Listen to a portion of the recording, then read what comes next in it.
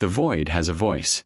Most sentient beings never learn to hear it, their minds too cluttered with the noise of civilization, of politics, of the endless chattering needs of their own kind.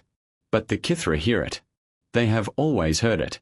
It whispers to them through the hulls of their ships, a low and ancient hum that speaks of vast distances and older hungers. It is the song of the hunt, and it never stops singing. On the bridge of the Void Song, flagship of the Kithran Dominion's third expansion fleet, that song was the only music that mattered. Fleet Commander Varn stood before the grand viewing portal, his talon hands clasped behind his back, his plumage, a magnificent cascade of deep crimson and burnished gold, settled flat against his shoulders in an expression of deep satisfaction. Before him, suspended in the velvet darkness like a polished gem, hung the world they had come to claim. Terra. The name the locals had given it was soft, almost musical. A prey creature's name. Varn's beak curved into something that might have been a smile on a gentler species, but on him was simply the bearing of sharpened bone. Let them keep their soft name. To the Dominion, it would be known as Carath VA, the hunting ground of glory. It was beautiful, he would grant them that. A swirling canvas of blue and white, green and brown, painted across a sphere so rich with life that Varn could almost taste it through the ship sensors. Oceans that covered more than half its surface. Dense forests that sprawled across entire continents. Mountain ranges that pierced the clouds like the spines of some great primordial beast. And everywhere, the shimmering signature of life. So much life. The preliminary survey teams had been ecstatic in their reports.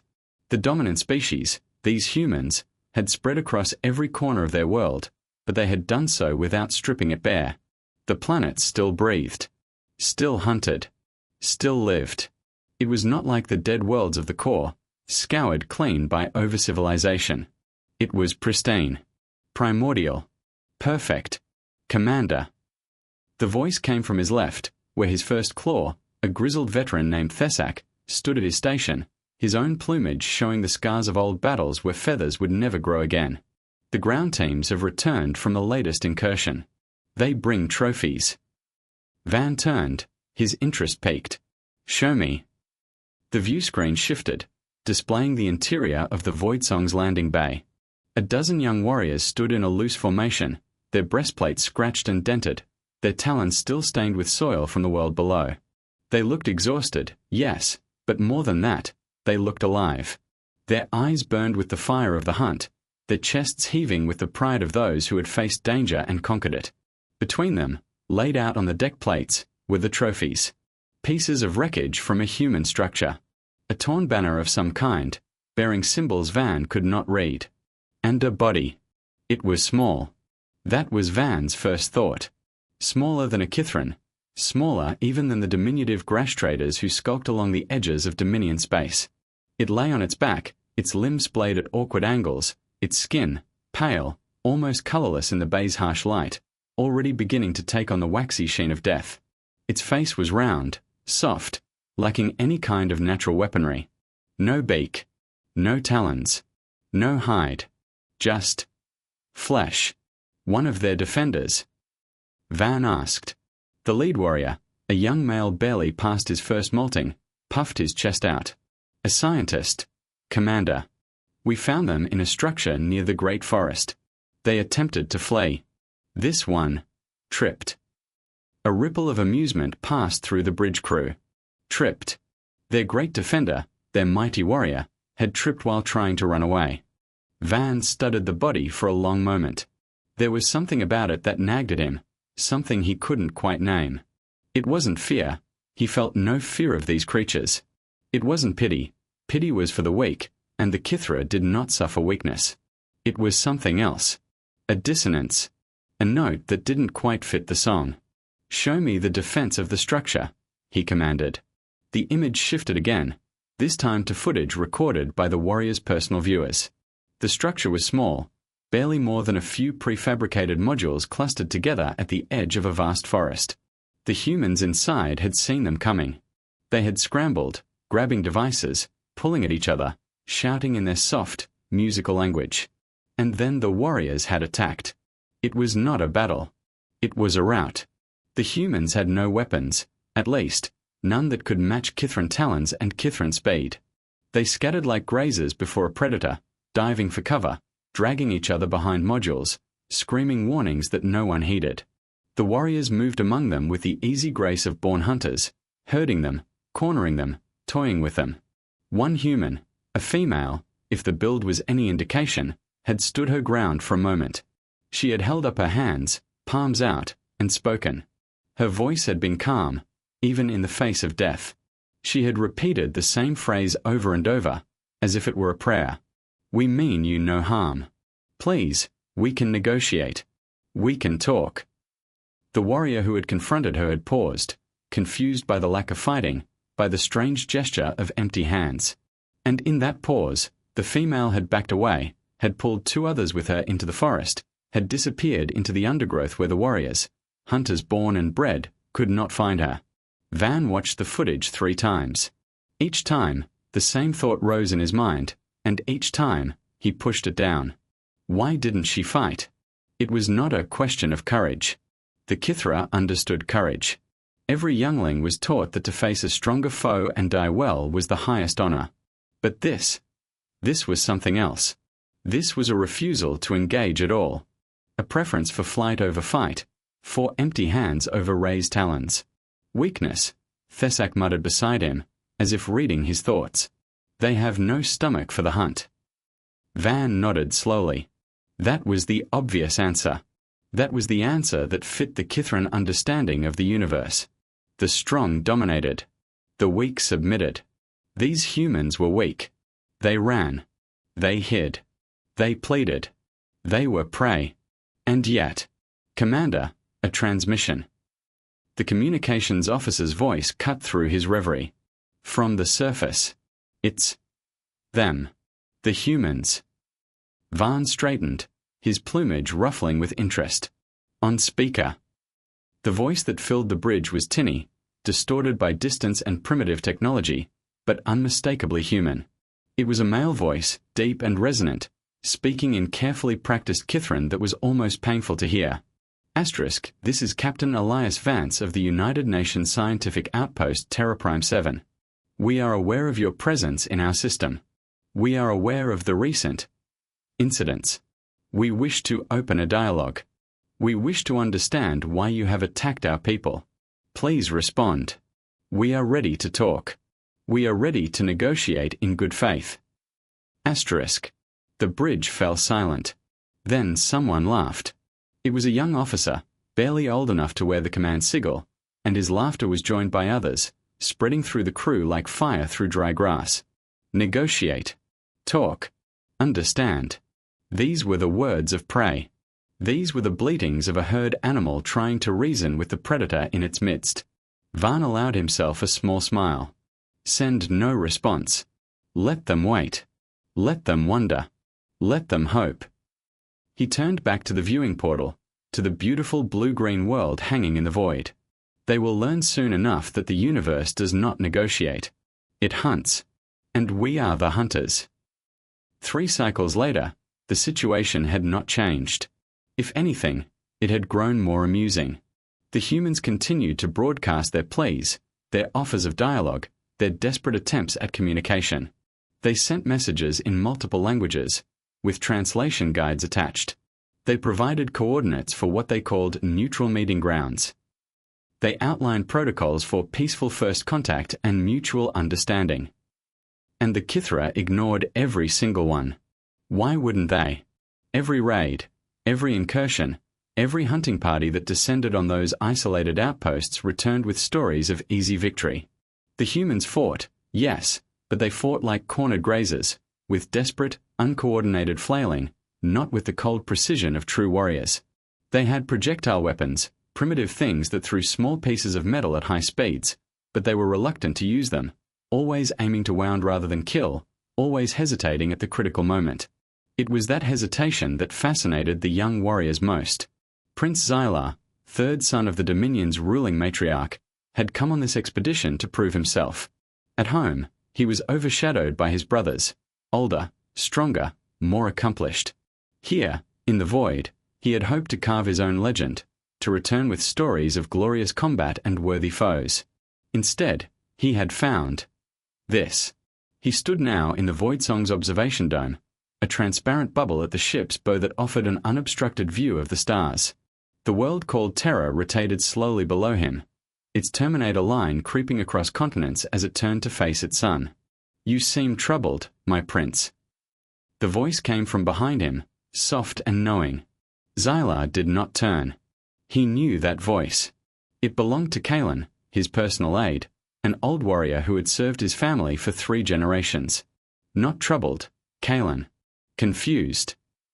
A fine distinction for a hunter. Xylar's beak clicked in mild annoyance. "You know what I mean.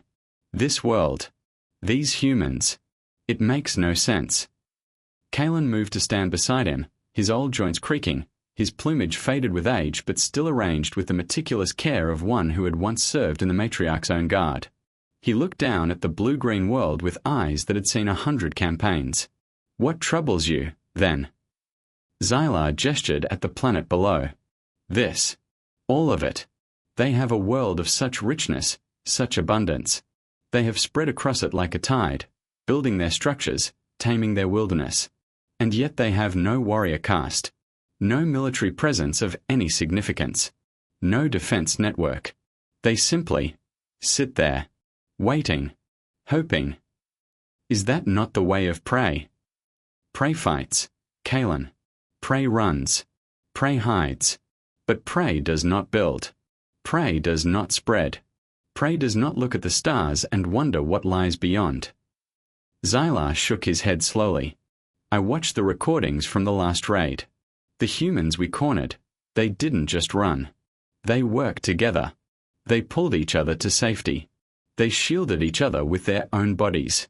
One of them, a male, stood in front of a female and spread his arms wide, as if his flesh could stop our talons."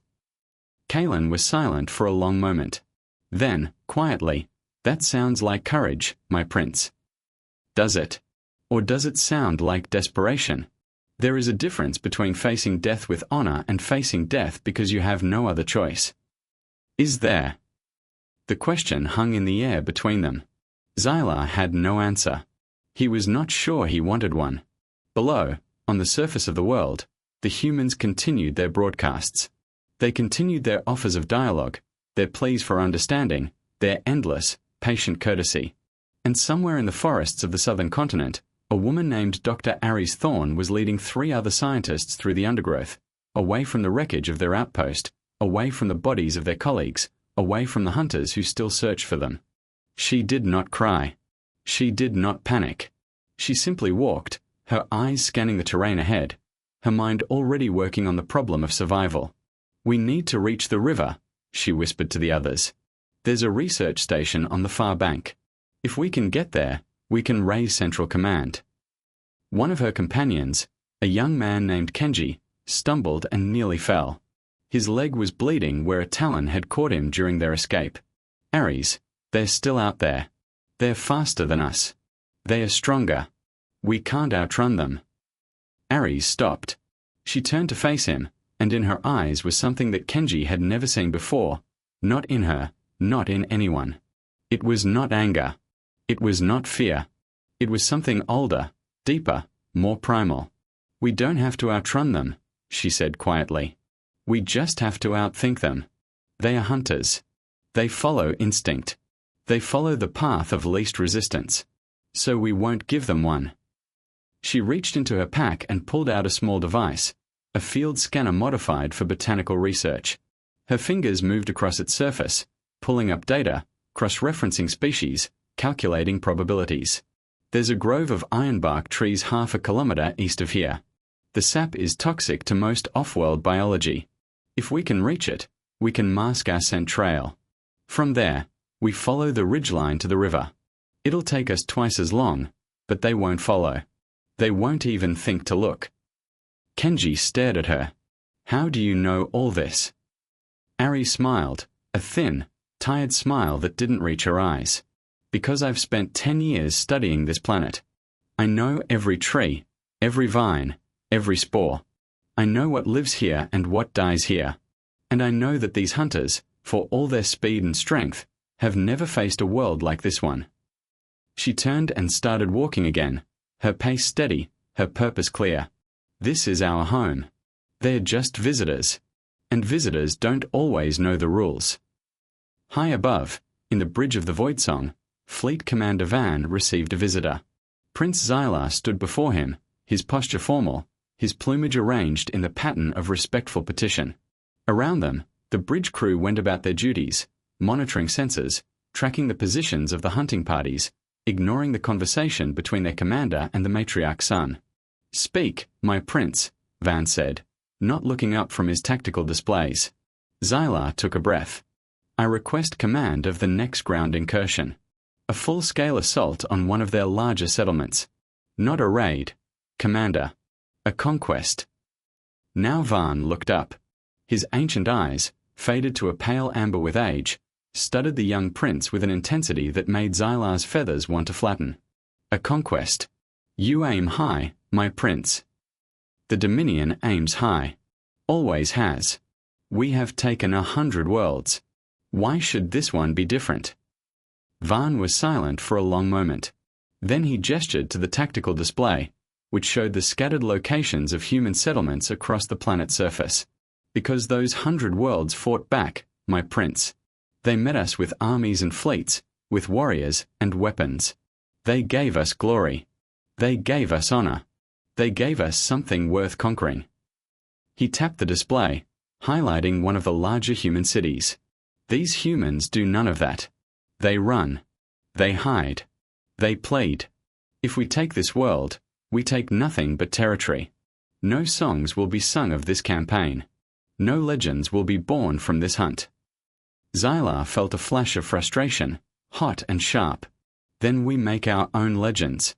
We forge our own glory. The matriarch sent us here to expand the Dominion. I intend to do exactly that." Van studied him for a long moment. Then, slowly, his beak curved into something that might have been amusement. "Very well, my prince. You want a conquest? Take one. But remember this. The universe has a way of surprising those who think they understand it. These humans may be prey today, but prey has a habit of learning. Prey has a habit of adapting. And when prey stops running—" He let the sentence hang, unfinished. Xylar bowed, his heart pounding with excitement. "Then we will be there to see what happens next." He turned and strode from the bridge, already planning, already dreaming of the glory that awaited. Behind him, Van watched him go. And for the first time since arriving in the system, he felt a small, cold flicker of something he had not felt in decades. Doubt.it was not a metaphor, not a poetic fancy of some soft-skinned poet dreaming beneath the stars. The forest actually breathed. Dr. Aries Thorne had discovered that truth in her first year on this world, long before the hunters came, long before the sky filled with ships that did not answer. She had sat alone in the heart of the great southern woodland, her instrument silent, her mind open, and she had felt it, a slow, deep rhythm that moved through the soil and the roots and the towering ironbark trees like the pulse of some vast and ancient creature. The forest breathed. And right now, it was holding its breath with her. Hold. Her voice was barely a whisper, barely more than a thought-given shape. Behind her, 3 figures froze in place, their bodies tensed, their eyes wide in the dim green light that filtered through the canopy. Kenji was closest, his leg wrapped in a crude bandage made from the lining of his own jacket, the fabric already dark with seepage.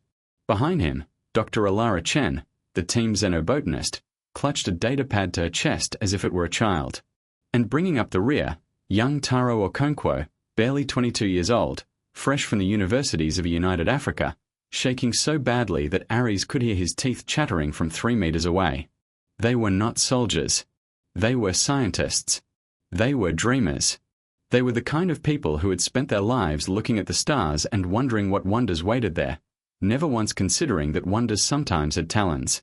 Ahead, through a gap in the undergrowth, Aries could see them. 3 Kithran warriors, moving through the forest with a grace that was almost beautiful. Their plumage was dark, mottled greens and browns that blended with the foliage, and their bodies moved in a flowing, liquid motion that spoke of a lifetime spent in the hunt. They made no sound. Not a footfall, not a breath, not the rustle of a single leaf. They simply flowed through the trees like water through stone, their heads turning, their eyes scanning, their nostrils flaring as they tested the air for scent. Ares held her breath. Behind her, she could feel the others doing the same. One of the warriors stopped. Its head lifted, its beak parting slightly, and for a terrible moment, Ares was certain it had sensed them. Its eyes, large, golden, slit-pupilled like a Terran hawk, swept across the undergrowth, passing over their hiding place, moving on, then snapping back. It stared directly at the clump of fern where Ares crouched. She did not move. She did not breathe. She did not even allow herself to blink. In her mind, she recited the chemical composition of ironbark sap, the life cycle of the canopy moss, the mating habits of the forest gliders, anything to keep her thoughts calm, to keep her terror from bleeding out into the air where these hunters might sense it. The warrior stared for a long, long moment. Then it turned and flowed away, following its companions into the deeper green. Ares waited. 1 minute. 2. 5.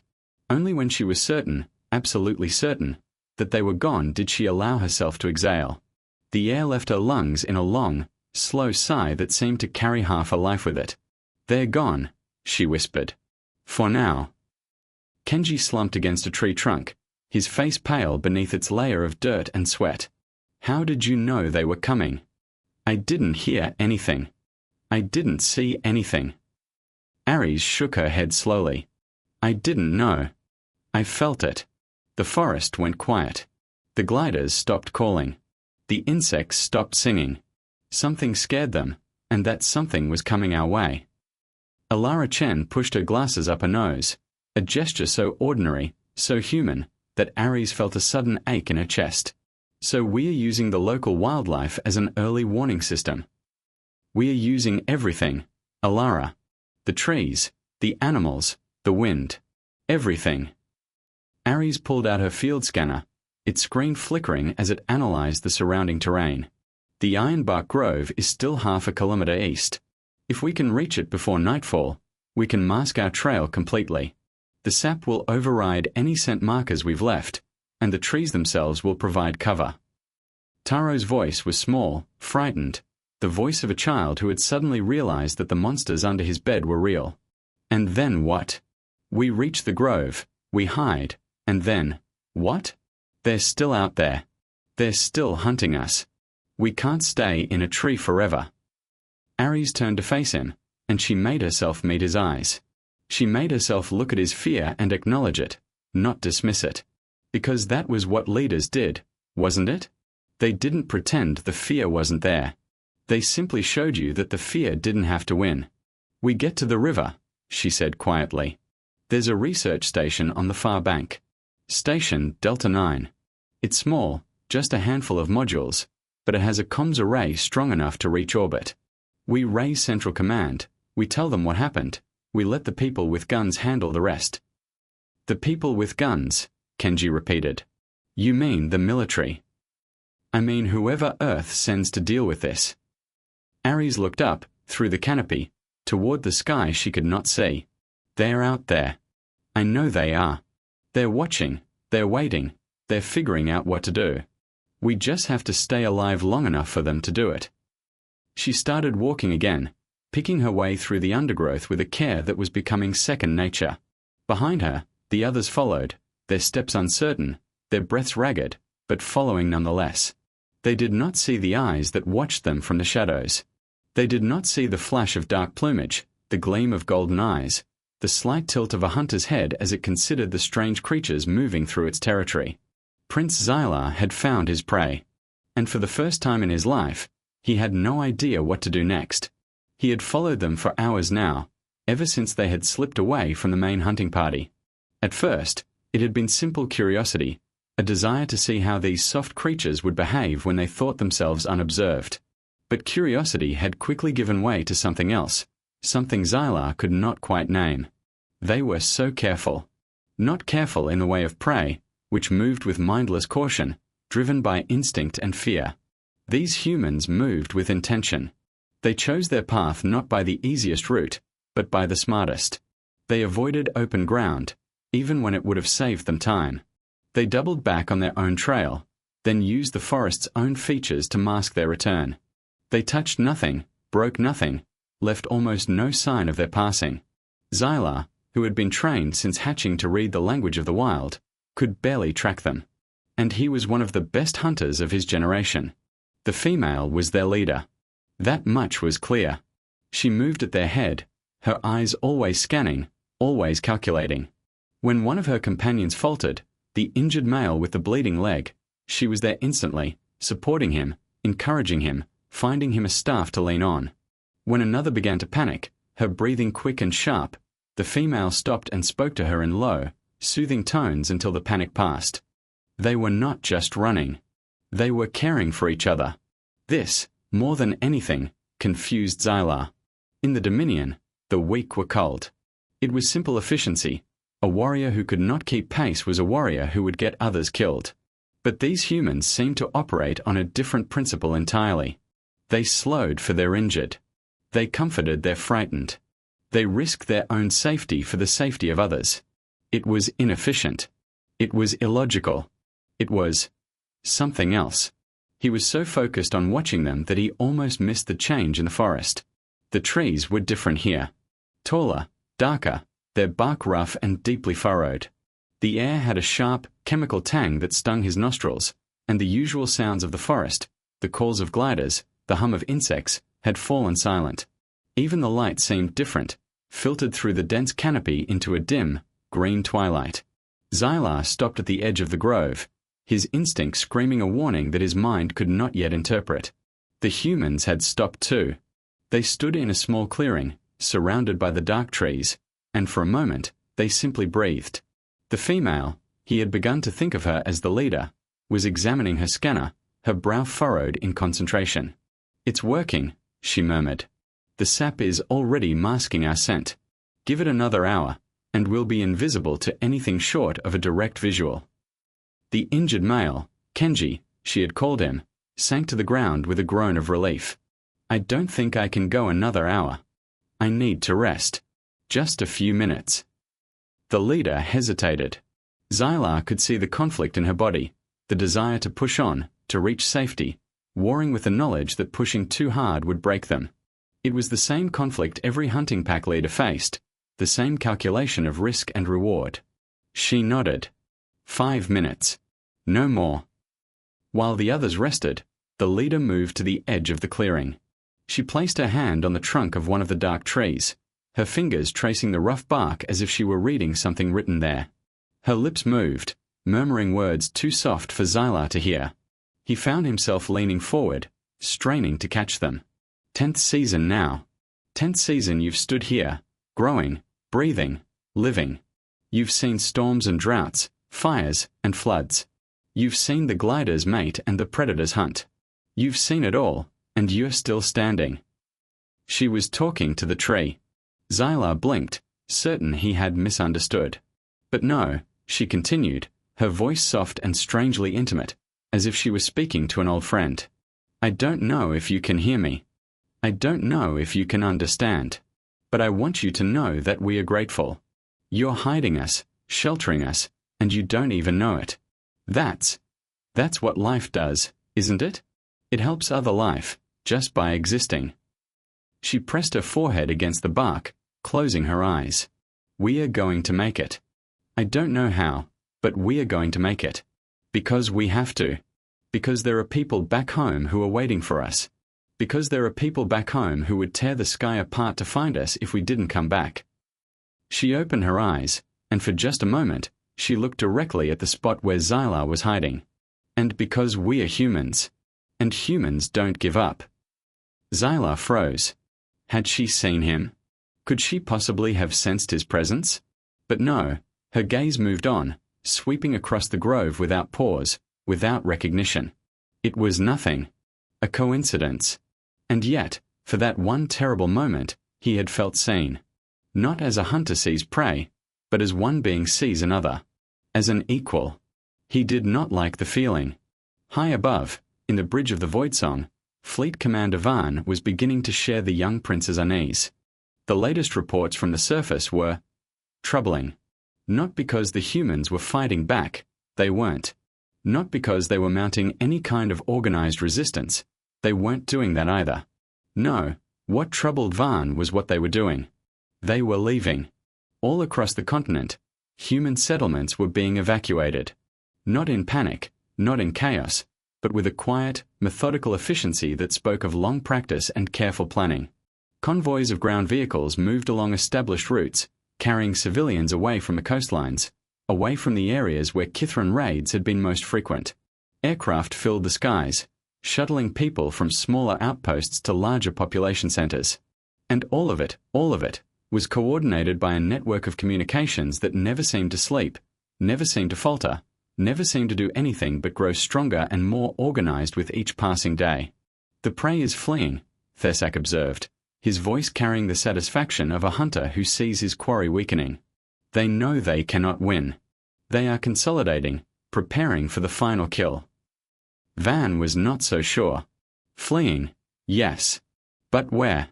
And to what purpose? He pulled up the tactical display, which showed the human settlements across the continent. The coastal outposts, once scattered like seeds across the shoreline, were now dark, empty, abandoned, silent. But the inland cities, the larger population centers, were brighter than ever.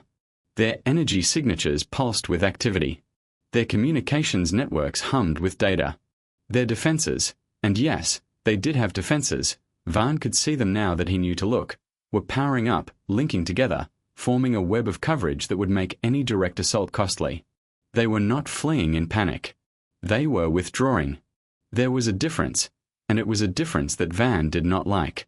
"Show me the latest transmissions from the surface," he ordered. The communications officer complied, and the bridge was filled with the sound of human voices. Dozens of them, hundreds, overlapping and intersecting in a symphony of organized chaos. Evacuation Convoy 79 is clear of Sector Alpha. Proceeding to Waypoint Charlie. Delta 9 reports all personnel accounted for. Awaiting further instructions. Civilian transport Hope's Light is airborne and climbing. ETA to Safe Zone Bravo, 4 hours. Any word from Aries Thorne's team? Last contact was 12 hours ago. They were at Outpost 7 when the raid hit. Negative on Thorne. Search and rescue is scrambling, but the area is hot.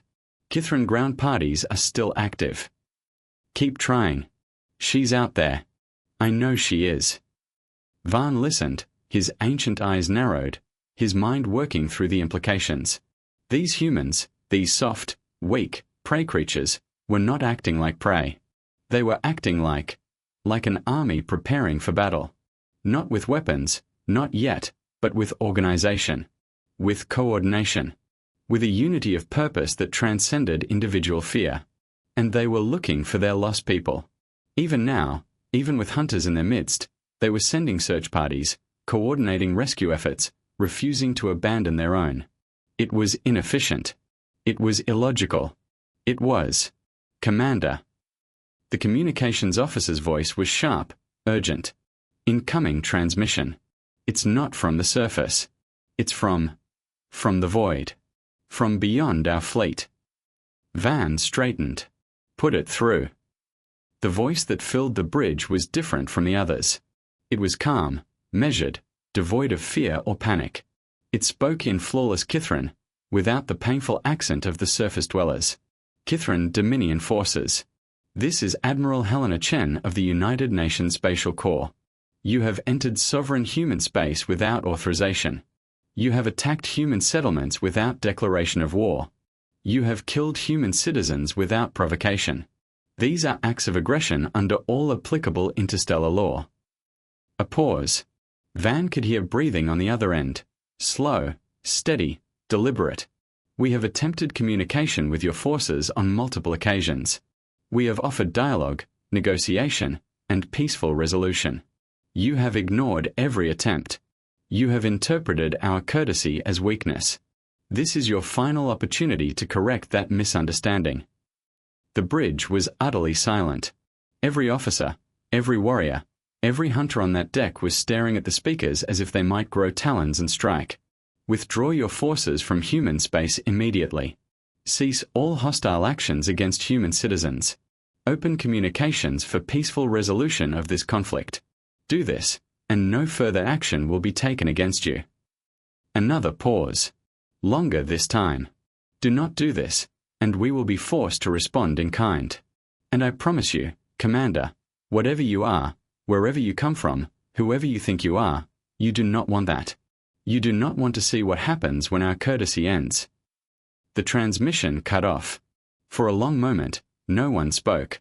Then Thesak laughed, a harsh, barking sound that shattered the silence like a stone through glass. A threat. The prey threatens us. Did you hear that, Commander? They will take further action. They will respond in kind. He laughed again, and this time others joined him, their voices rising in a chorus of mockery and disdain. But Van did not laugh. He sat in his command chair, his ancient eyes fixed on the viewscreen, on the beautiful blue-green world that rotated slowly below them. He had heard something in that voice. Something that the others, in their arrogance and their hunger for glory, had missed. It was not fear. It was not desperation. It was not the bleeding of prey. It was certainty. Absolute, unshakable certainty. And that certainty frightened him more than any weapon ever could. For 3 standard days after Admiral Chen's ultimatum, the Kithran fleet waited for a response that never came. The humans did not broadcast again. They did not plead. They did not threaten. They simply stopped. All communications from the surface ceased. All transmissions from the orbital platforms went dark. The entire species seemed to have collectively held its breath, and in that breath, the Kithran found themselves listening to a silence that was louder than any war cry. Fleet Commander Van stood before the viewing portal, his plumage flat against his shoulders, his ancient eyes fixed on the blue-green world below. It looked the same as it had on the day they arrived, beautiful, serene, teeming with life. But it felt different now. The change was subtle, almost imperceptible, but Van had survived 4 decades of interstellar conquest by trusting his instincts, and his instincts were screaming at him that something was very, very wrong. The surface settlements are still evacuating, Thesak reported from his station, his voice carrying the practiced calm of a career soldier. But the pace has slowed. They're no longer moving civilians. They're moving something else. Van turned. Something else.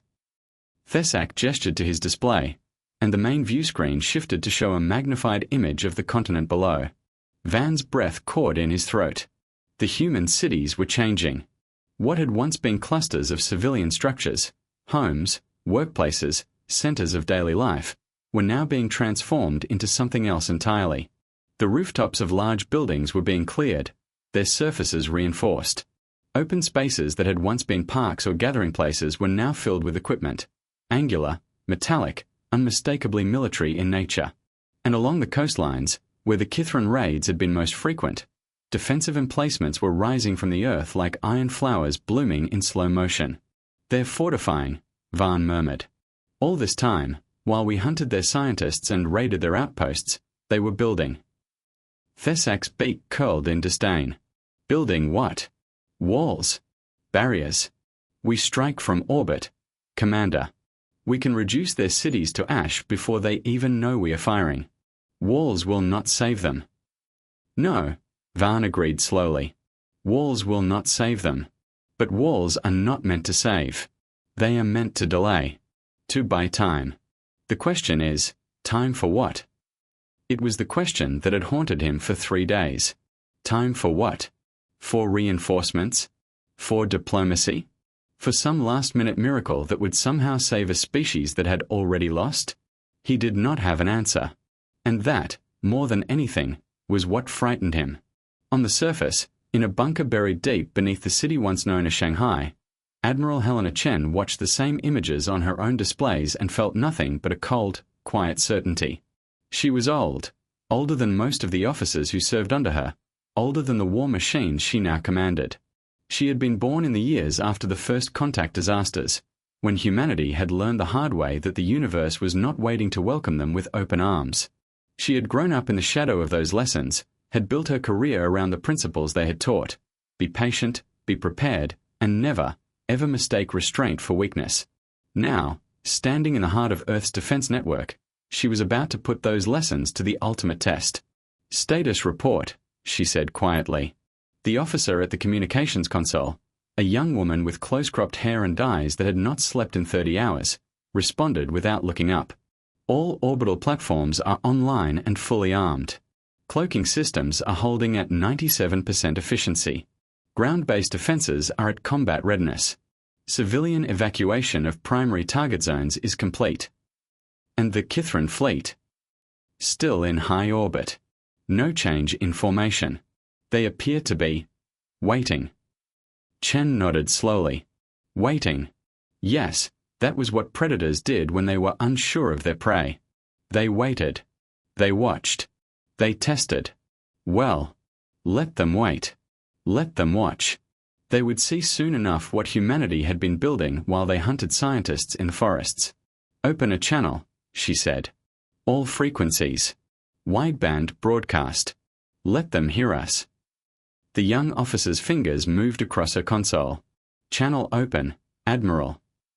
Chen drew a deep breath. She thought of her granddaughter, safe in a bunker on the other side of the planet. She thought of Ares Thorn, still missing somewhere in the southern wilderness. She thought of all the humans who had died in the past weeks, their bodies left to rot in forests and fields while their killers celebrated glorious hunts. And then she spoke. Kithran Dominion Forces. This is Admiral Helena Chen of the United Nations Spatial Corps. You have heard our final warning. You have chosen not to heed it. Your fleet remains in sovereign human space. Your ships remain in attack formation. Your intentions are clear. She paused, letting the words hang in the void. You have mistaken our patience for fear. You have mistaken our restraint for weakness. You have mistaken our courtesy for the bleeding of prey. This was your error. This was your fatal error. And now you will learn why. Another pause. Longer this time. You are about to witness something no species has ever witnessed and survived. You are about to learn what happens when a predator discovers that its prey has been hunting it all along. She nodded to the officer. Activate the network. High above, on the bridge of the Voidsong, Fleet Commander Van heard the human admiral's words and felt a cold hand close around his heart. Commander. The sensor officer's voice was sharp with alarm. Multiple energy signatures. They are everywhere. There. The view screen erupted with light. Where before there had been empty space, there were now ships. Dozens of them. Hundreds. They materialized from nothing, their hulls resolving from the void like ghosts taking flesh, and in the space of a single heartbeat, the Kithran fleet found itself surrounded. They were not sleek. They were not beautiful. They were not built for glory or for show. They were blocky, utilitarian, massive, fortresses carved from metal and armed with weapons that Van's sensors could barely begin to analyze. They hung in the void like patient sentinels, their gun ports tracking, their targeting systems locking, their presence a statement so profound that it needed no words to be understood. You are not the hunter. You never were. What is this? Thessak's voice had lost its disdain. It had lost its confidence. It had lost everything except a thin, threadbare terror that Van could hear in every syllable. Where did they come from? How did they hide from us? Van did not answer. He could not answer. He was staring at the view screen, at the impossible fleet that surrounded them, and he was remembering every transmission he had ignored, every plea he had dismissed, every act of courtesy he had interpreted as weakness. They had not been pleading. They had been counting. Counting his ships, his weapons, his capabilities. Counting and calculating and preparing. All ships, defensive formation. The order tore from his throat before he could think, before he could plan, before he could do anything but react. Shields up. Weapons free. Prepare to. The human ships fired. But not at the Kithran vessels. Not at their hulls, their bridges, their vulnerable points. The weapons, narrow beams of coherent energy, so precise they seemed almost gentle, struck the weapons. Missile launchers dissolved into slag. Cannon barrels glowed white-hot and drooped.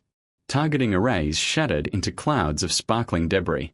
In 30 seconds, the entire Kithran fleet was disarmed. In 30 seconds, every ship in the Dominion's third expansion fleet became nothing more than a hollow shell, a coffin waiting to be filled. And then, As suddenly as it had begun, the firing stopped. Silence returned to the void. But it was a different silence now. It was the silence of the hunter realizing that it has wandered into a trap. It was the silence of the predator understanding, for the first time in its existence, what it feels like to be prey. The human admiral's voice returned, calm as ever, measured as ever, polite as ever. You are disarmed. Your crews are alive. Your ships are intact. We have chosen not to return your aggression in kind. This is what courtesy looks like, Commander. This is what it looks like when it is not mistaken for weakness. A pause. Van could hear his own heartbeat, loud in his ears. We will now escort you from our system. You will leave human space immediately and permanently. You will not return. You will not contact us. You will not attempt further aggression against human citizens or human interests. If you do, we will not be courteous again. The view screen showed the human fleet moving into formation around the crippled Kithran vessels, not attacking, not threatening, simply guiding, shepherding them toward the edge of the system like a patient parent leading a wayward child home. Van sank into his command chair, his ancient legs suddenly unable to support him. Around him, his bridge crew stared at the screens in stunned silence, their faces masks of disbelief and dawning horror. They had come here as hunters. They were leaving as something else entirely. Something that did not yet have a name. In the Ironbark Grove, Ares Thorne felt the change before she understood it. One moment, the forest was still, silent, holding its breath. The next, a tremor ran through the ground beneath her feet. Not an earthquake, not anything natural, but a deep, resonant vibration that seemed to come from everywhere at once. Above her, through the canopy, she saw flashes of light in the sky. Not lightning. Not anything she could explain. And then, as quickly as it had begun, it stopped. What was that? Taro's voice was high with fear. What just happened? Ares shook her head slowly. I don't know. But I think it's over. Kenji stared at her. Over. What do you mean, over? I mean the hunters are leaving. All of them. Can't you feel it? The forest knows. It's breathing again. She was right. Even as she spoke, the sounds of the forest were returning. The calls of gliders, the hum of insects, the rustle of small creatures moving through the undergrowth. The long, terrible silence was breaking, and life was returning to its natural rhythm. The station, Alara whispered. We need to reach the station. We need to know what happened. Ares nodded. We are close. Another hour, maybe less.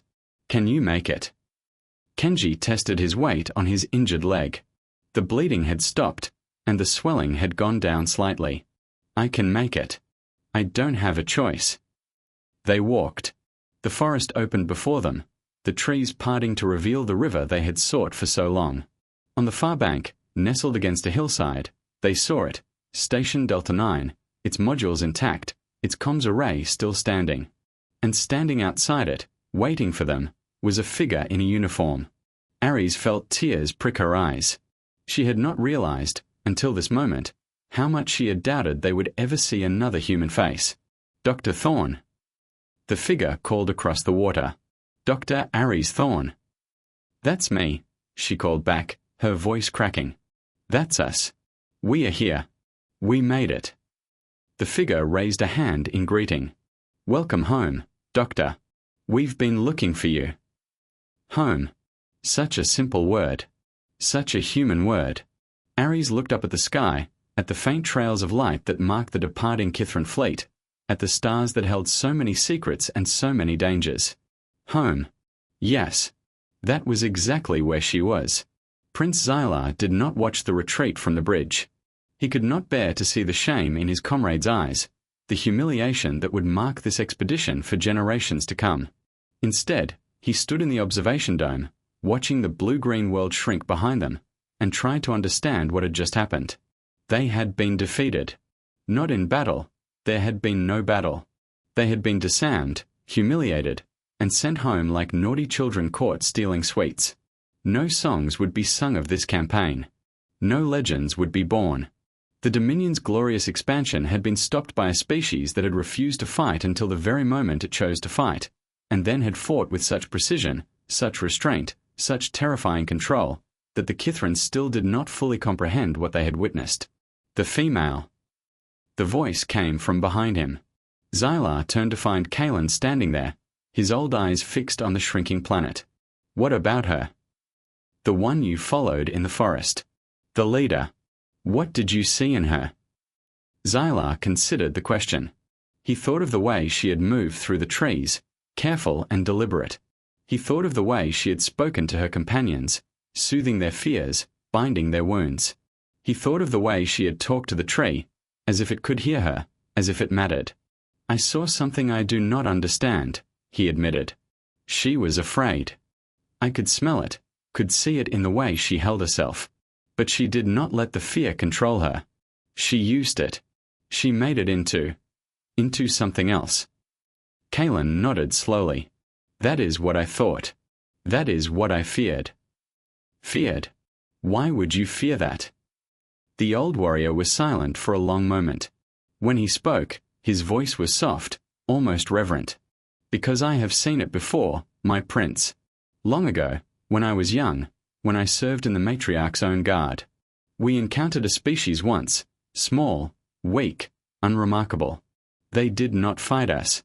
They did not run. They simply endured. They endured our attacks, our demands, our attempts to break them. And when we finally pushed too far, when we finally forced them to act, they did not destroy us. They did not enslave us. They simply stopped us. And then they let us go. Xylar stared at him. What happened to them? Kaelin met his eyes. They are still there, my prince. Their worlds are still free. Their people still live. And the Dominion has never returned to their space. Not once, in all the years since. He turned to look at the shrinking planet, at the world called Terra, at the home of the humans. Because we learned something that day. We learned that strength is not the same as power. We learned that restraint is not the same as weakness. And we learned that some species are worth more as friends than they could ever be as prey. Xylar followed his gaze. Somewhere down there, on that blue-green world, the female was still walking. Still leading. Still being human. He did not know it yet, but the seed planted in the ironbark grove was beginning to grow. And one day, it would bear fruit that would change everything. But that was still to come. For now, there was only the void, and the long journey home, and the questions that would not stop asking themselves. Who were these humans? What did they want? And why, when they could have destroyed them, had they chosen to let them go? The answers, when they came, would shake the Dominion to its core. In the bunker beneath Shanghai, Admiral Helena Chen watched the Kithran fleet depart and allowed herself a single, quiet moment of satisfaction. Status of the orbital platforms, she asked. All platforms report green, Admiral. No damage, no casualties. Cloaking systems are reinitializing for the next activation. And the ground defenses? Standing down to standby mode. Civilian evacuation zones are beginning repopulation protocols. Chen nodded slowly. It was done. The hunters had been turned away, not with fire and fury, but with precision and restraint. It was the kind of victory that would not make songs, would not create legends, would not satisfy those who hungered for blood and glory. But it was the only kind of victory that mattered. Admiral. The young communications officer looked up, her eyes wide. We are receiving a transmission. From the surface. From Dr. Aries Thorne's team. They are alive. They made it to Station Delta 9. For the first time in days, Helena Chen smiled. Put them through. The screen flickered, and a face appeared, tired, dirty, marked by exhaustion and fear, but unmistakably alive. A woman with kind eyes and a steady gaze, looking out from somewhere in the southern wilderness. This is Dr. Aries Thorne, the voice said. I don't know what just happened up there, but down here, we felt it. The hunters are gone. The forest is breathing again. Chen leaned forward. Dr. Thorne, you have no idea how glad we are to hear your voice. Aries smiled, a thin, tired smile that didn't quite reach her eyes. I think I might have some idea, Admiral. I think I might have a very good idea indeed. She paused, looking off-screen for a moment, then back. They don't understand us, do they? The Kithrin. They look at us and see something we are not. They see prey. They see weakness. They see a species that doesn't know how to fight. Chen nodded slowly. That's correct, Doctor. They see all those things. And they're wrong. Yes. They're very, very wrong. Ares was silent for a moment. When she spoke again, her voice was soft, thoughtful. What happens now, Admiral? They'll be back. They'll come again, with more ships, more warriors, more hunger. What happens then? Chen looked at the view screen, at the stars beyond, at the vast and dangerous universe that humanity was only beginning to understand. Then we'll be ready, Doctor. We'll be patient, and we'll be prepared, and we'll be courteous. For as long as courtesy serves us, and when it no longer serves us. She let the sentence hang. Ares nodded slowly. When it no longer serves us, we'll show them what happens next. Exactly. The connection held for another moment, two humans looking at each other across half a world, sharing an understanding that needed no words. Then Ares smiled, a real smile this time, warm and human and full of hope. Thank you, Admiral. For everything. Thank you, Doctor. For surviving. For leading. For being human. The screen went dark. Helena Chen sat back in her chair and allowed herself, at last, to close her eyes. It was not over. It would never be over. The universe was vast and hungry, and there would always be those who looked at humanity and saw prey. But today, at least, the hunters had learned something new. They had learned that prey could fight back. They had learned that courtesy was not weakness. And they had learned that some species were worth more as friends than they could ever be as enemies. It was a small lesson, perhaps. A tiny seed planted in the vast garden of the galaxy. But seeds, given time and care, could grow into forests. And forests, as the Kithrin were about to discover, could hide almost anything. 17 cycles of silence, of shame, of staring at bulkheads and wondering how everything had gone so wrong. The Kithrin fleet limped through the void like wounded beasts, their weapons slagged, their pride shattered, their confidence reduced to ashes. No songs were sung in the mess halls. No glory was recounted in the warrior quarters. There was only the quiet hum of engines and the heavy weight of questions that no one knew how to answer. Prince Xylar spent most of those cycles in the observation dome, watching the stars crawl past, replaying every moment of the hunt in his mind. The female's calm voice. The way she had spoken to the tree. The look in her eyes when she had stared directly at his hiding place, as if she could see through the very fabric of reality to the hunter lurking beyond. She had known. Somehow, someway, she had known he was there. And she had not been afraid. Not truly. She had been watchful, patient, waiting. Waiting for what? That was the question that would not leave him. Waiting for what? For rescue. For reinforcements. For the moment when the hunters would finally overreach and reveal themselves as something other than what they claimed to be. He did not have an answer. But he knew, with a certainty that grew stronger with each passing cycle, that he would not find peace until he did. The Council will demand answers. Kalen's voice came from behind him, as it always did, soft and knowing. The old warrior had taken to joining Xylar in the dome, standing silent vigil beside his prince as the stars rolled past. Let them demand, Xylar replied without turning. I have none to give. You have more than you think, my prince. You saw them up close. You watched them when they did not know they were being watched. That is more than any other warrior can claim. Xylar's beak curved into a bitter smile. And what did I see, Kalen? Tell me. What did I see that will satisfy the Council? That they are soft. That they are weak. That they run and hide and plead for mercy? The Council already believes these things. They believed them before we left, and they will believe them still when we return. Will they? Kalen moved to stand beside him, his old eyes fixed on the distant stars. After what happened? After a fleet of 30 warships was disarmed in 30 seconds by a species that supposedly had no military? After we were sent home like chastened younglings, our weapons destroyed, our pride in ruins? Do you truly believe the Council will still see them as weak? Xylar was silent. It was a good question. It was the question, perhaps, upon which everything else depended.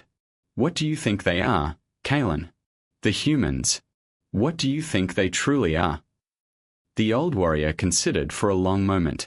When he spoke, his voice was soft, almost reverent. I think they are what we once were, my prince. Long ago, before the Dominion, before the conquests, before we became what we are today. I think they are a species still learning what it means to be strong, still discovering the difference between power and violence, still growing into something that we, in our arrogance, cannot yet comprehend. He turned to face Xylar directly, his ancient eyes burning with an intensity that belied his years.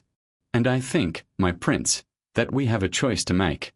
We can return to the Council and tell them what they want to hear, that the humans are weak, that they were lucky, that we can crush them with a larger fleet and more warriors. Or we can tell them the truth, that the humans are something new, something different, something that does not fit any category we have ever known. Xylar met his gaze. And which will you choose, old friend? Kalen smiled, a rare expression on a face worn by decades of war. I will follow my prince, as I always have. The choice is yours. The stars rolled past. The void sang its endless song. And somewhere, on a blue-green world half a galaxy away, a woman named Ares Thorn was walking through a forest that no longer held any hunters. The seed was growing.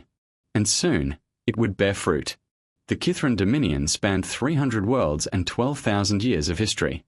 It had risen from the blood-soaked plains of the homeworld, carved from the bones of enemies and the sweat of warriors. It had survived civil wars and external threats, plagues and famines, the rise and fall of 100 dynasties. It was old and proud and utterly convinced of its own superiority. And now, for the first time in living memory, it did not know what to do. The council chamber of the Dominion was a vast, circular space carved from the heart of a mountain on the homeworld. Its walls were lined with the trophies of 1,000 conquered species, weapons and banners, skulls and relics, the accumulated glory of 12 millennia of expansion. At its center, arranged in a rising spiral of seats, sat the Council of Elders, the oldest, wisest, most experienced warriors the Dominion could produce. And at the center of the spiral, elevated above all others, sat the matriarch. She was ancient beyond measure, her plumage faded to a pale silver, her eyes clouded with age but still sharp as talons. She had ruled the Dominion for longer than most species had existed, had guided it through wars and famines and the slow, grinding work of empire. And now she stared down at the young prince who knelt before her and wondered, for the first time in centuries, if she had finally met a challenge she could not overcome. "Rise, Prince Xylar," she commanded, her voice a dry rustle like wind through dead leaves. "Rise and tell us what happened at Kareth VA. Tell us how the Dominion's finest warriors were humiliated by a species that does not even possess warp travel." Xylar rose to his feet, his heart pounding against his ribs.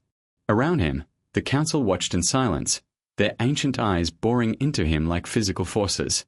He had faced charging grazers and rival warriors, had survived the trials of maturity and the blooding wars. But he had never faced anything like this. "Great Matriarch," he began, his voice steady despite his fear, "the humans are not what we believed. They are not weak. They are not prey. They are something else entirely." A murmur ran through the council. One of the elders, a massive male with scars crossing his beak like rivers on a map, leaned forward. "Explain yourself, young prince. We have seen the recordings of your hunts. The humans run. They hide. They plead for mercy. These are the actions of prey. These are the actions of the weak." Xylar met his gaze. "With respect, Elder, you have seen what they wanted us to see. You have not seen what lies beneath."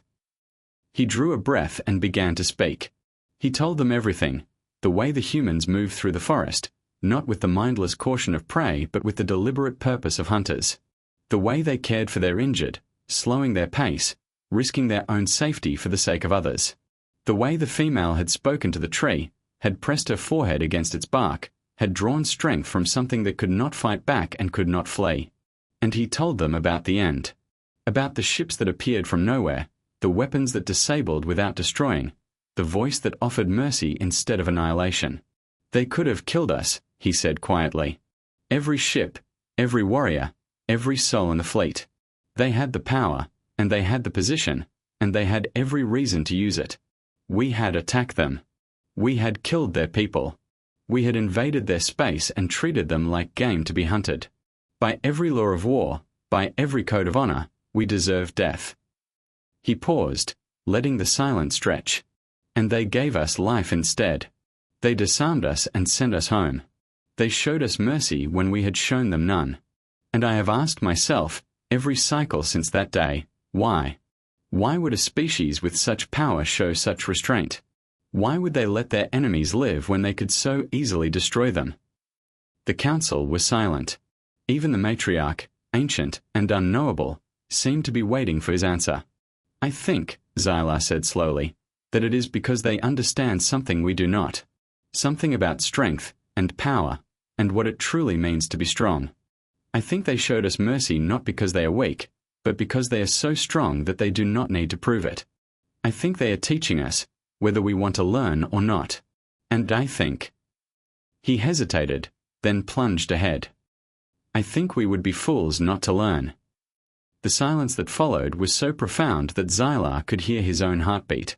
He could hear the distant drip of water somewhere in the mountain's depths. He could hear the soft rustle of feathers as the elders shifted in their seats. And then, cutting through it all like a blade through flesh, came laughter. It started with the scarred elder who had spoken first, a harsh, barking sound that echoed off the ancient walls. It spread to his neighbors, then to the rest of the council, until the entire chamber rang with the sound of mocking amusement. A lesson, the scarred elder gasped. The young prince thinks the prey was trying to teach us a lesson. He thinks we should learn from creatures who run and hide and plead for their lives. More laughter. Louder now. Crueler. Xylar felt his feathers flatten against his skull, felt the heat of shame rising in his chest. Beside him, he could sense Kalen's stillness, the old warrior's silence support the only thing keeping him upright. The matriarch raised one talon hand, and the laughter died. You have spoken, young prince, she said quietly. You have given us your counsel, and now we will give you ours. She leaned forward, her ancient eyes fixed on his. The humans are weak. They always have been weak. They ran from your hunters. They hid in their forests. They begged for mercy in voices that cracked with fear. And when they finally fought back, they fought not with the courage of warriors but with the desperation of cornered prey. They disarmed you because they could not bring themselves to kill. They showed mercy because they lacked the stomach for true war. She settled back into her seat, her eyes never leaving his. They are not teachers, Prince Xylar. They are not mysterious sages offering wisdom from beyond the stars. They are prey that got lucky. And next time, when we return with a fleet 10 times the size, when we bring the full might of the Dominion to bear upon their little world, we will show them what true strength looks like. Xylar opened his mouth to speak, to argue, to make them understand.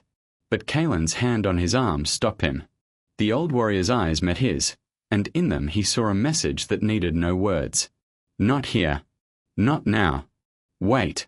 So Xylar bowed, and he withdrew, and he left the council chamber with the sound of laughter still ringing in his ears. But he did not forget. He did not stop asking the questions that would not leave him. And somewhere, deep in his heart, the seed continued to grow. 3 cycles later, a small ship departed from the Kithran homeworld. It was not a warship. It carried no weapons, no warriors, no instruments of conquest. It was a simple courier vessel, fast and agile, designed for one purpose only, to carry messages across the vast distances of the Dominion. But this ship carried no message. It carried a passenger. Prince Xylar sat in the cramped cockpit, watching the homeworld shrink behind him, and wondered if he would ever see it again. Beside him, Kalen worked the controls with the ease of long practice, his old hands moving across the displays with a grace that belied his years. Are you certain about this, my prince? The old warrior asked quietly. Once we leave Dominion space, There is no going back. The Council will declare us traitors.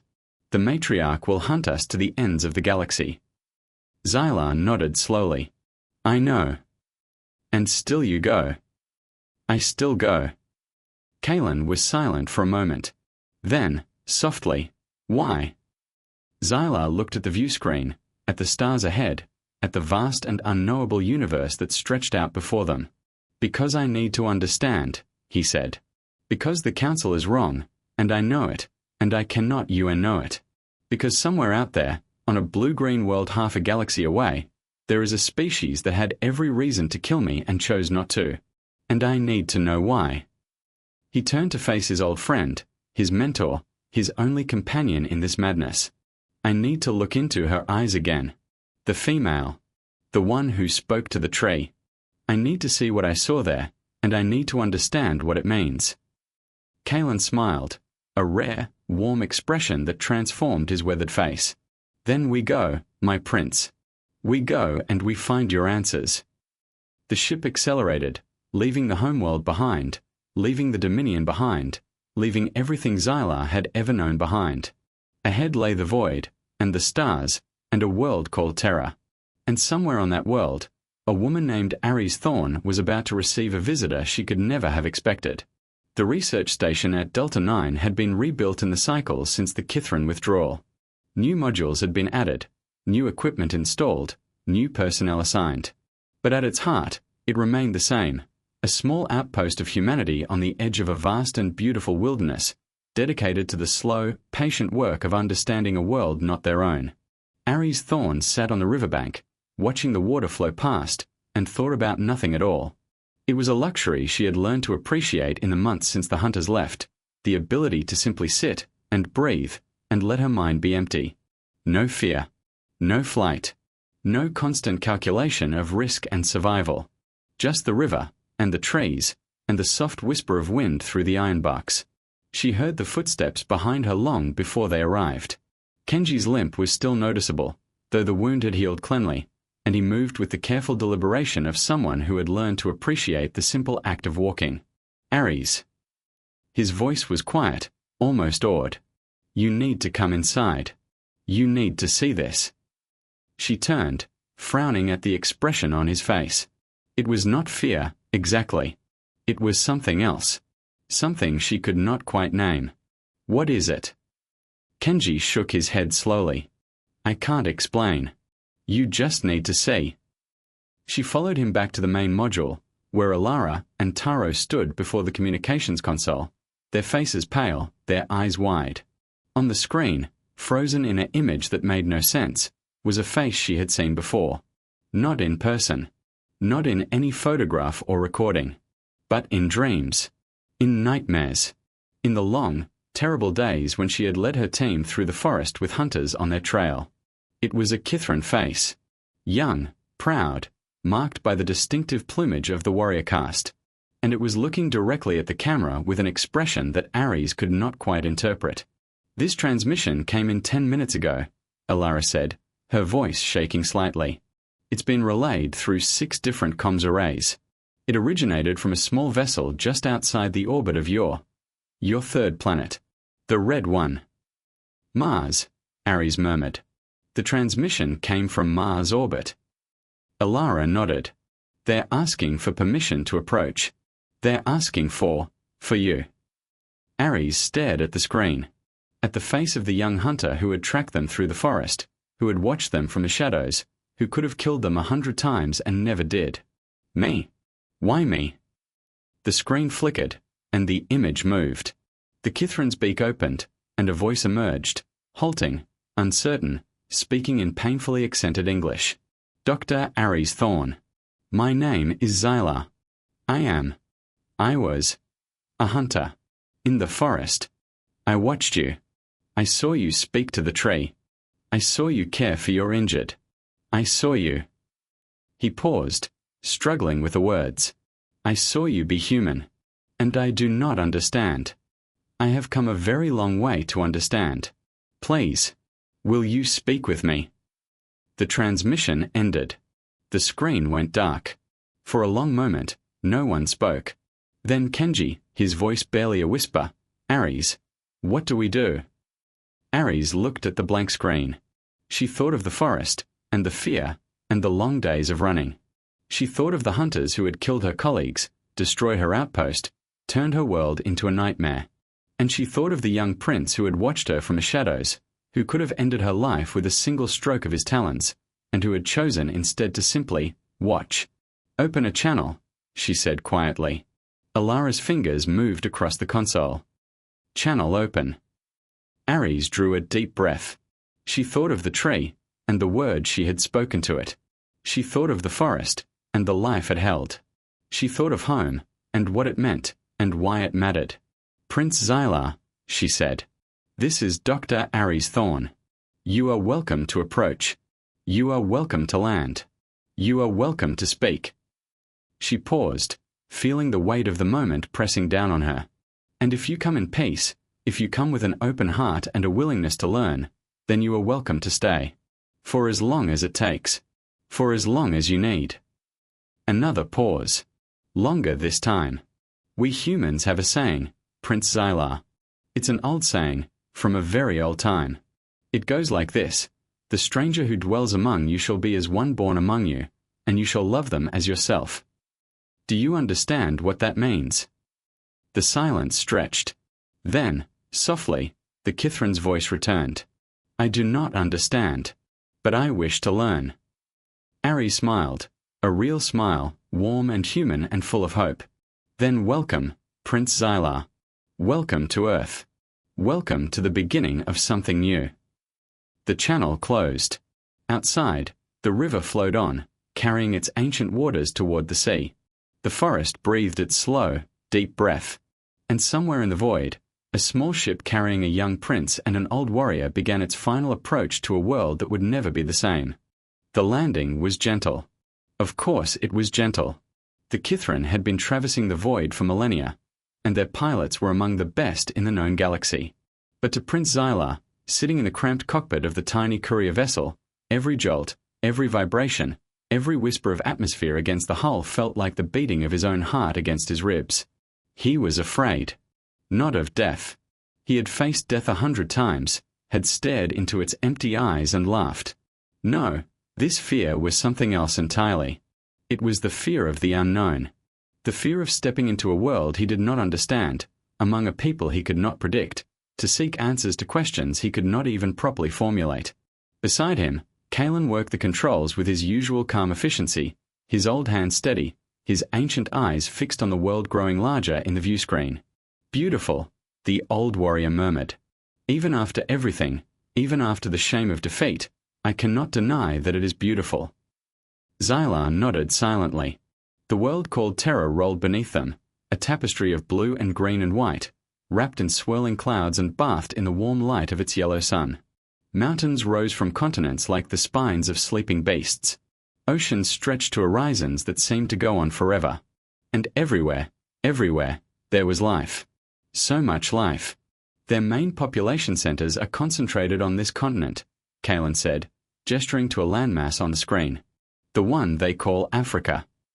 The landing coordinates they provided are in the southern region, near the research station where you encountered the female."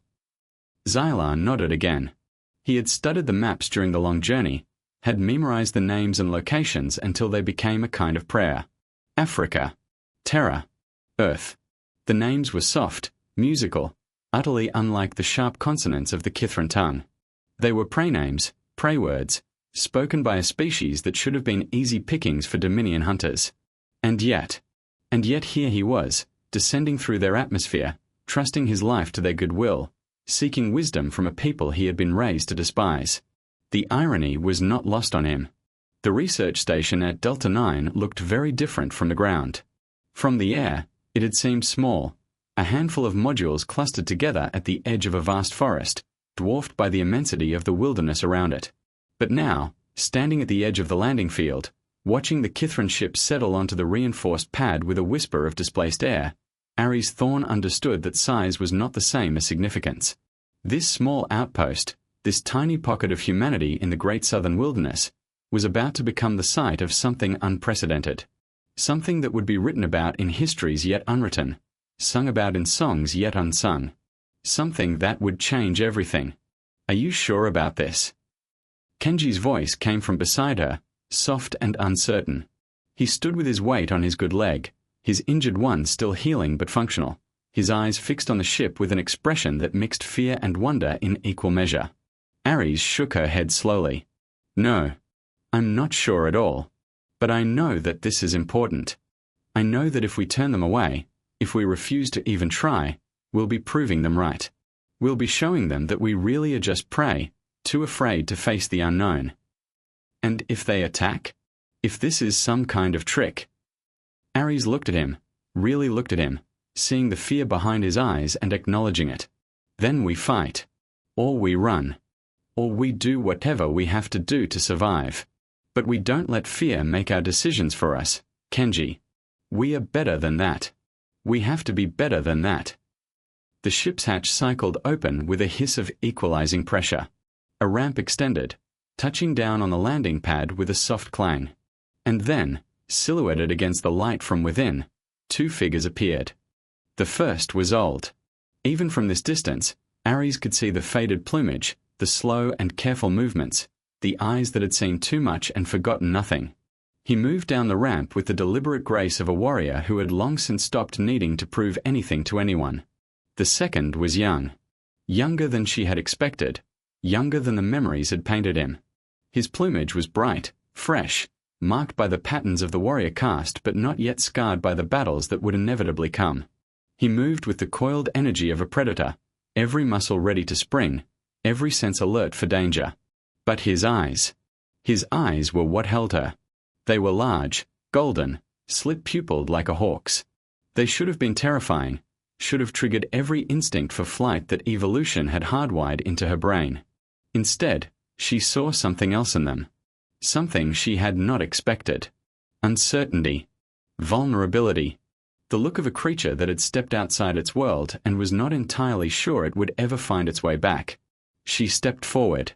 "Prince Xylar," she said, her voice steady despite the pounding of her heart. "Welcome to Earth. Welcome to our home." The young Kithrin stopped at the base of the ramp. For a long moment, he simply looked at her, his golden eyes searching her face as if looking for something he could not name. Then, slowly, he did something that made every human present catch their breath. He bowed. Not the shallow nod of a warrior acknowledging an equal. Not the formal obeisance of a subject before a ruler. A true bow, deep and sincere, his head lowering until his beak nearly touched his chest, his wings folding against his body in a gesture that Kaelin had told him was the highest mark of respect a Kithrin could offer. "Dr. Ares Thorn," he said, his voice rough with emotion and the effort of forming human words. "I have come to learn. I have come to understand. I have come because I cannot forget what I saw in the forest, and I cannot rest until I know what it means." He straightened, meeting her eyes again. "Will you teach me?" Ares felt tears prick at her eyes. She blinked them back, refusing to let them fall, refusing to show weakness in front of this creature who had once been her hunter. But then she realized, it wasn't weakness. It was humanity. It was the very thing he had come to understand. "Yes," she said softly. "Yes, Prince Xylar. We will teach you. We will teach you everything." The days that followed were unlike anything in the history of either species. Xylar and Kaelin were given quarters in the research station, small, cramped by Kithrin standards, but comfortable enough. They were fed food that their bodies could process, thanks to months of careful analysis by human scientists working around the clock. They were given access to databases, libraries, recordings of human history and culture spanning thousands of years. And they were given something else, something that neither of them had expected. Patience. The humans did not rush them, did not demand explanations or apologies or expressions of gratitude. They simply waited. They answered questions when questions were asked. They offered information when information was requested. They were present, and available, and endlessly, almost maddeningly, patient. It was that patience that broke through Xylar's defenses more than anything else.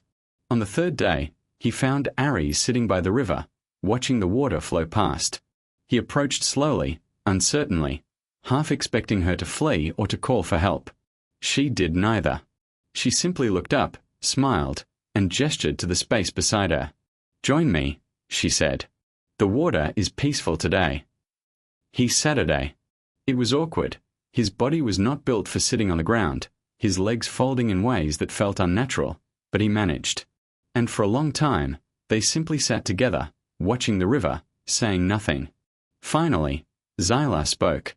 "In the forest, when I was watching you, I saw you speak to a tree. Why? Trees cannot hear. Trees cannot answer.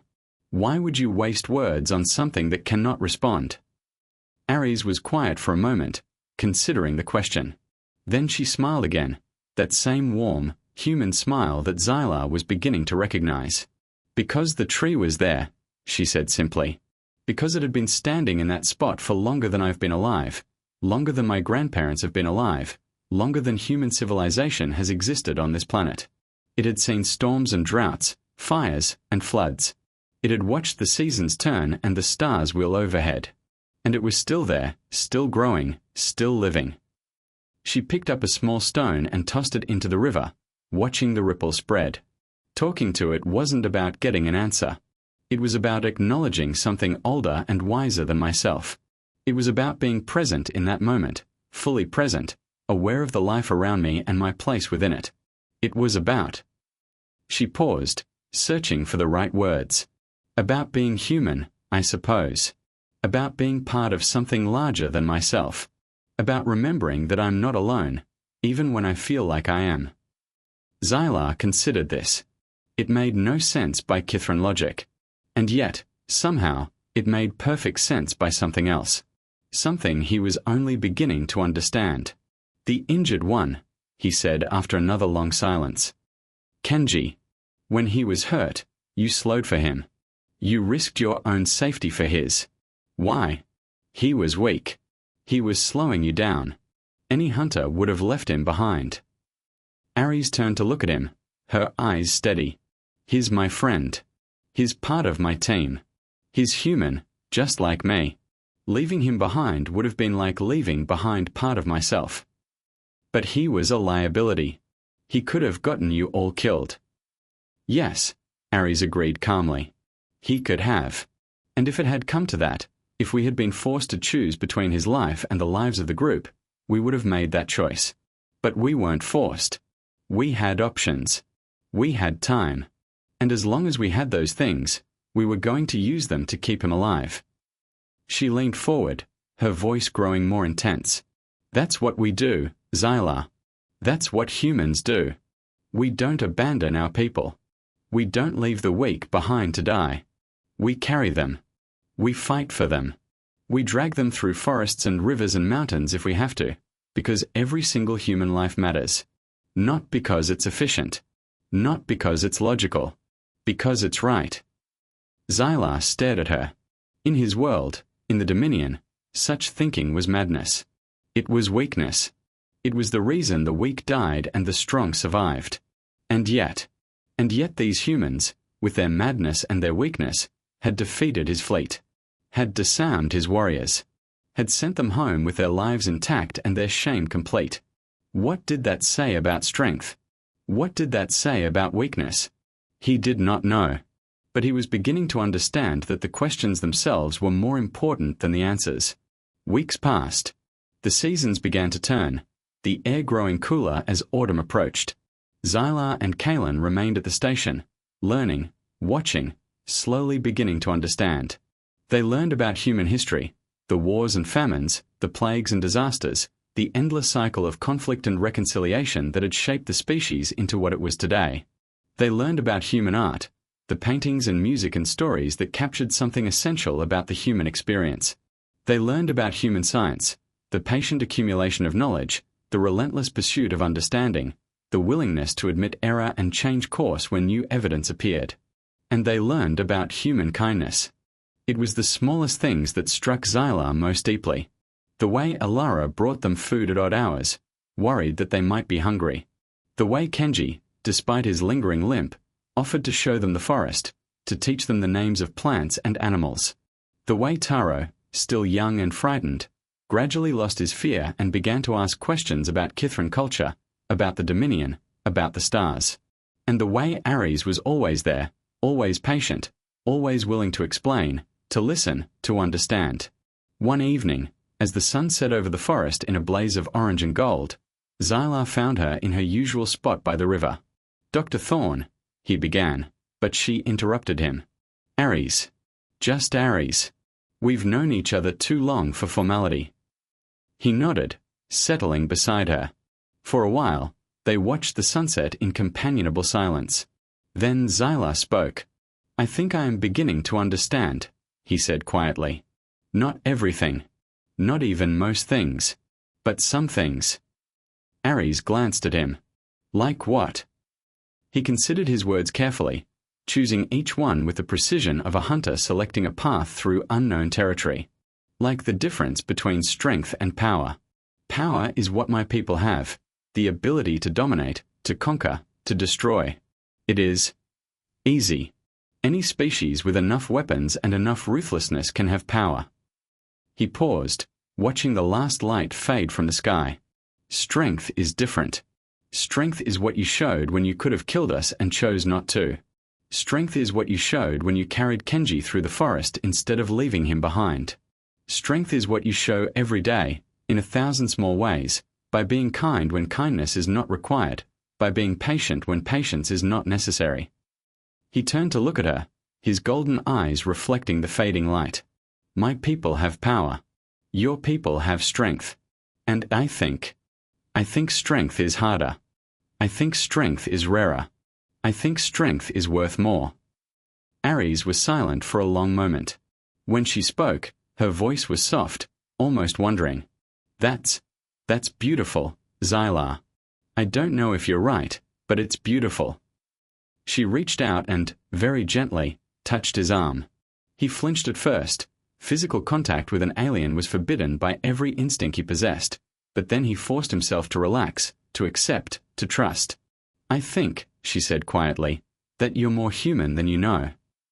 The message came 3 days later. It was transmitted from the edge of the solar system, relayed through the network of human comms arrays that now watched the void with patient eyes. It was addressed to Prince Xylar, care of Dr. Ares Thorne, Station Delta 9, Terra. And it was from the matriarch. Xylar watched the message alone, in the small quarters that had become his home. Kalen stood behind him, silent and watchful, his old eyes fixed on the screen. The matriarch's image was ancient, faded, her plumage thin and her eyes clouded. But her voice, when she spoke, was as sharp as ever. "Prince Xylar, you have been declared traitor to the Dominion. You have been sentenced to death in absentia. Your name has been stricken from the rolls of the warrior caste. Your family has been stripped of their titles and lands. You are nothing. You are less than nothing." She paused, and for just a moment, something flickered in her ancient eyes. Something that might have been regret. And yet the humans have not killed you. They have not imprisoned you. They have not returned you to face your sentence. They have kept you among them, taught you, fed you, treated you as one of their own. Another pause. Longer this time. "I do not understand this. I do not understand a species that welcomes its enemies and teaches them instead of destroying them. I do not understand a species that shows mercy to those who showed none. I do not understand humans." Her voice grew softer, almost thoughtful. "But I am old, Prince Xylar. I am very, very old. And I have learned that the universe is full of things I do not understand. Perhaps that is the point. Perhaps understanding is not the goal. Perhaps the goal is something else entirely." She leaned forward, her ancient eyes boring into the camera. "You are still a traitor. You are still condemned. But if you choose to stay with them, to learn from them, to become something new, I will not stop you. I will not send hunters after you. I will not seek revenge." She paused one final time. "Because I have watched them, Prince Xylar. I have watched these humans, these strange and terrible creatures who could have destroyed us and chose not to. And I have come to believe that they are not prey. They are not hunters. They are something else entirely. Something the galaxy has never seen before." something we would be wise to learn from. The message ended. The screen went dark. For a long moment, Xylar sat in silence, his mind reeling. Then, slowly, he turned to look at Kaelin. The old warrior met his eyes and smiled. "It seems the matriarch is wiser than the council gave her credit for," Kaelin said quietly. "It seems she understands more than any of us realized." Xylar nodded slowly. "She understands that the humans are different, that they have something we lack, that we need to learn from them, not fight them." "Yes, my prince. That is exactly what she understands." Xylar stood, his heart pounding with a strange mixture of emotions: fear, hope, uncertainty, and something else. Something that felt almost like joy. "Then we stay," he said. "We stay, and we learn, and we become something new." Kaelin bowed his head. "As my prince commands." Years passed. The seasons turned, and the research station grew, and the relationship between humans and Kithrin deepened in ways no one could have predicted. Prince Xylar became Dr. Xylar, a student of human culture and history, a bridge between two species that had once been enemies. He wrote books, gave lectures, traveled the world, and everywhere he went, he told the story of how he had come to understand what it truly meant to be human. Kaelin lived out his remaining years in peace, surrounded by humans who treated him with a respect he had never expected to find. He taught them about Kithrin history, Kithrin culture, Kithrin ways of thinking. And in return, they taught him about patience, and kindness, and the strange human capacity for love. Ares Thorn continued her work, studying the forest, documenting its wonders, protecting its secrets. She and Xylar became friends, not just colleagues, but true friends, the kind who could sit by a river and watch the water flow without needing to speak. And on the Kithrin homeworld, something else was happening. The council, humiliated by their defeat and baffled by the humans' mercy, began to change. Slowly at first, then faster, they started to question the old ways. They started to wonder if there might be another path, another way of being strong, another definition of victory. They sent emissaries to Earth. Not warriors, not hunters, but scholars and diplomats and seekers of understanding. And the humans welcomed them, as they had welcomed Xylar, with patience and kindness and the strange, unshakable certainty that every sentient being deserved a chance to learn and grow and become something more. On a warm summer evening, 15 years after the Kithrin fleet had first appeared in the skies above Earth, Ares Thorn sat by the river and watched the sunset. She was older now, her hair streaked with grey, her face lined with the marks of time and experience. But her eyes were the same, warm, steady, full of the quiet certainty that had guided her through the forest so many years ago. Beside her sat Xylar. He was older too, his plumage showing the first tints of silver, his movements slower and more deliberate. But his eyes were the same, golden, curious, still seeking understanding. "They're coming," he said quietly. "Another delegation. This one from the outer reaches of the Dominion. They've heard the stories. They want to see for themselves." Ares nodded. "Let them come. There's always room for one more." Xylar was silent for a moment, watching the river. Then, softly, "Do you ever wonder what would have happened if you had killed us? If your fleet had destroyed ours instead of disarming us?" Ares considered the question. "Sometimes. Not often. But sometimes." "And what do you conclude?" She smiled, that same warm smile that had disarmed him so many years ago. "I conclude that we made the right choice. That killing you would have made us like you, hunters, predators, creatures of power instead of strength. And we are better than that. We have to be better than that." She picked up a small stone and tossed it into the river, watching the ripple spread. "That's what it means to be human, Xylar. Not being the strongest, or the fastest, or the most powerful. It's about being kind when kindness is hard. It's about being patient when patience is a struggle. It's about choosing mercy over vengeance, even when vengeance would be easier." She turned to look at him, her eyes shining in the fading light. "It's about being human. And that's enough. That's always been enough." Xylar nodded slowly. He thought of the forest, and the hunt, and the long journey that had brought him here. He thought of everything he had learned, everything he had become, everything he still hoped to understand. And he thought of the words the matriarch had spoken, so many years ago, in a message that had changed everything.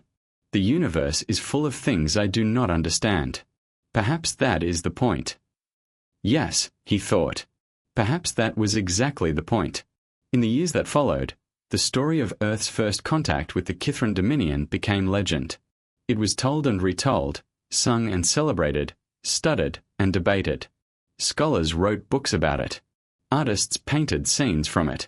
Children acted out the parts in school plays, arguing over who got to be Ares and who got to be Xylar. But the truth of it, the heart of it, was simpler than any legend. A woman had been hunted. A prince had watched. A choice had been made. And in that choice, in that single, profound act of mercy, something new had been born. Not an alliance. Not a treaty. Not a peace agreement between rival powers. Something simpler. Something deeper. Something that could not be written down or signed or sealed with wax. Understanding. The Kithran had come to Earth as hunters, seeing only prey. They had left as something else, defeated, humiliated, confused. And they had returned as students, seeking wisdom from a species they had once despised. And the humans, in their strange and wonderful way, had welcomed them, had taught them, had shown them, by example, what it truly meant to be strong. Not the strength of talons and warships, not the strength of conquest and domination, but the strength of patience, the strength of kindness, the strength of mercy, the strength to spare an enemy, and in sparing them, to change them forever. In the observation dome of a small research station on the edge of a vast forest, Ares Thorn and Xylar stood together and watched the stars come out. "It's beautiful," Xylar murmured. "I've seen 1,000 worlds, 1,000 skies, but this one is different." Ares nodded. "It's home." Home. He savored the word, rolling it around in his mind like a new taste. "I think I understand that word now. I think I understand what it means." What does it mean? He was silent for a long moment, watching the stars. It means a place where you are known, a place where you are accepted, a place where you can be yourself, without fear, without pretense, without the need to prove anything. He turned to look at her, his golden eyes reflecting the starlight. "It means a place where you belong."